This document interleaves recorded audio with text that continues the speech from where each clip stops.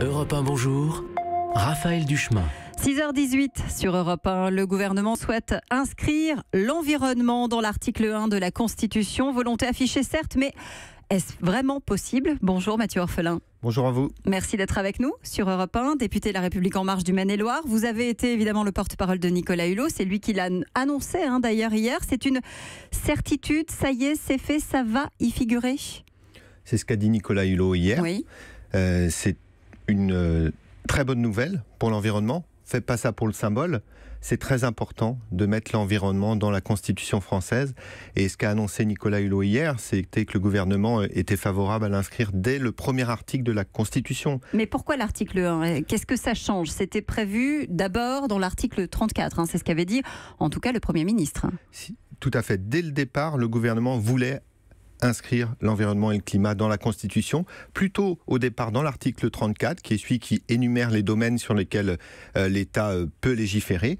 Et ce qu'a dit Nicolas Hulot hier, c'est que l'option finalement de le mettre à l'article 1, l'article qui dit que la République est indivisible, qu'elle assure l'égalité de tous devant la loi, eh bien on va mettre l'environnement et le climat dans ce premier article. C'est très important, c'est celui qui fonde les bases de notre République, et l'ensemble des constitutionnaliste a bien dit dans les dernières semaines que c'était là que ce serait le plus efficace. Donc c'est une très bonne nouvelle. Oui, alors après, vous le savez comme moi, entre ce qu'on veut, la réalité, il y a souvent des obstacles. Là, en l'occurrence, ils sont peut-être d'ordre juridique. Tout va dépendre de ce que on veut faire figurer.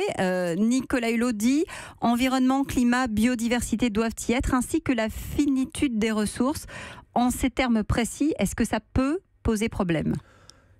Là, pour le terme, la phrase exacte, je crois qu'il nous reste quelques semaines, il faut qu'on travaille collectivement.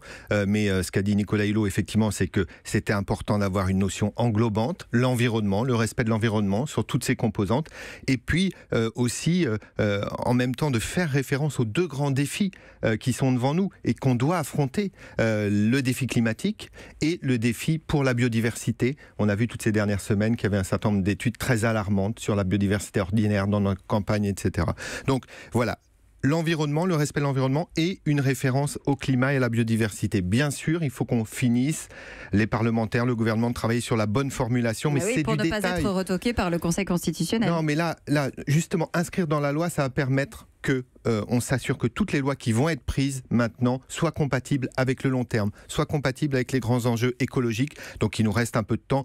C'est entre guillemets du détail de trouver la bonne formulation. L'essentiel, ce que je vois aujourd'hui, c'est que le gouvernement et l'Assemblée nationale sont sur les mêmes bases. Il faudra aussi que le Sénat soit sur les mêmes bases, parce que son avis compte évidemment de façon très importante dans cette réforme constitutionnelle. Pour que les auditeurs qui nous écoutent comprennent bien, Mathieu Orphelin, qu'est-ce que ça garantit d'être dans cet article 1? Ça empêche par exemple, en fonction des gouvernements qui vont arriver par la suite, de reculer face à la défense de l'environnement, comme on l'a vu par exemple aux États-Unis avec Donald Trump? Oui, tout à fait. Et on l'avait vécu récemment d'ailleurs au début du quinquennat. On a passé la loi Hulot sur la fin de l'exploitation des hydrocarbures en France. C'était une loi déjà ambitieuse, mais on aurait pu aller beaucoup plus loin si jamais effectivement on avait eu dans la Constitution un point d'appui pour dire que c'était important, le respect de l'environnement et du climat. On avait été bloqué à l'époque pour aller plus loin, parce que dans la Constitution il y a la liberté d'entreprendre qui est garantie, et on n'avait rien à mettre en face sur la garantie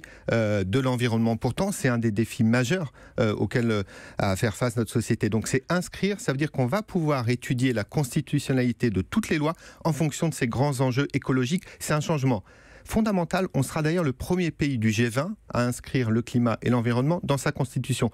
D'autres pays l'ont déjà fait, une petite dizaine autour du monde, mais on serait le premier pays du G20. Ce sera un point d'appui et un changement très important. Ouais, ça a rendu en tout cas le sourire à Nicolas Hulot hier, qu'il avait un peu moins ces derniers temps.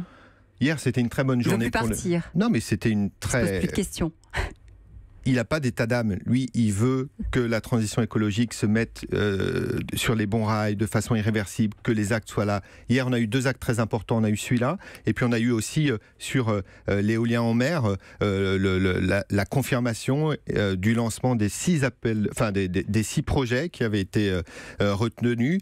Ils vont se faire plus rapidement que prévu maintenant. Ils vont se faire à des coûts publics moins importants, et c'est important aussi qu'il y ait eu des progrès là-dessus. Donc effectivement, il y a eu de très bonnes nouvelles sur l'écologie hier. C'est tant mieux, on attend ça tous les jours. Il y en a une autre d'annoncée de nouvelles hier. Elle concerne le glyphosate. Vous étiez, vous, favorable à ce que ce soit inscrit dans la loi qui a été votée, la loi agriculture.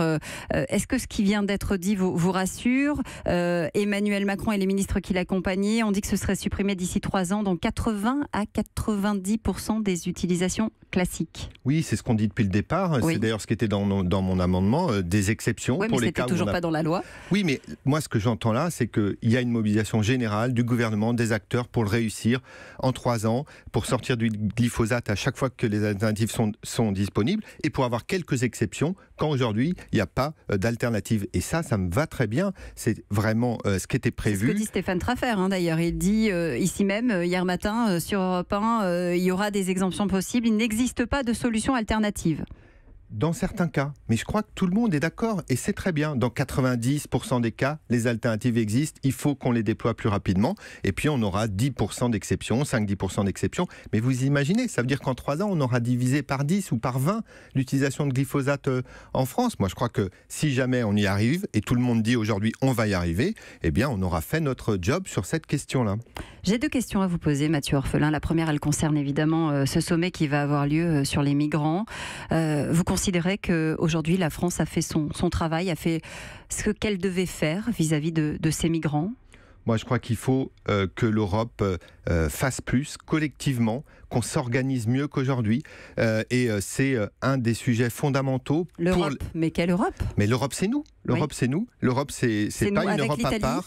Oui, bien sûr, c'est tous les pays ensemble. Il faut qu'on trouve une nouvelle façon de gérer ces problèmes-là. Il faut arrêter de penser que l'Europe, c'est pas nous. L'Europe, c'est nous. C'est les pays qui la composent. C'est les citoyens qui la composent. Et donc, il faut qu'on trouve collectivement les solutions. On a vu ces derniers temps que voilà, c'était un enjeu majeur, y compris sur la solidarité entre pays. On parlait il y a un instant d'écologie, d'environnement, de déplacement plus propre aussi. C'est aujourd'hui, en principe, la fin d'Autolib. Ça vous inspire quoi? C'est sans doute d'une certaine façon un gâchis.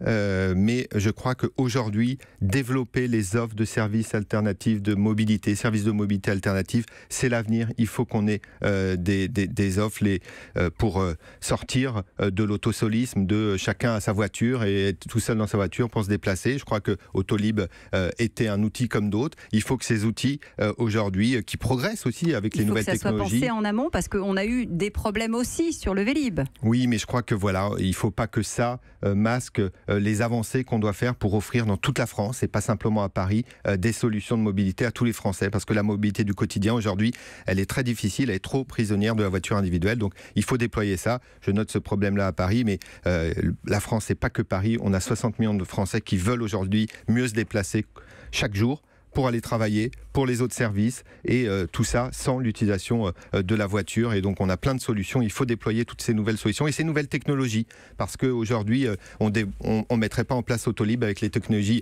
de l'époque. Ça a beaucoup progressé, il y a beaucoup de nouvelles perspectives, et tant mieux, il faut qu'on accompagne tout ça. Ce sera dans la loi des mobilités dans quelques mois. Merci Mathieu Orphelin d'avoir été avec nous en direct ce matin sur Europe 1. Europe 1.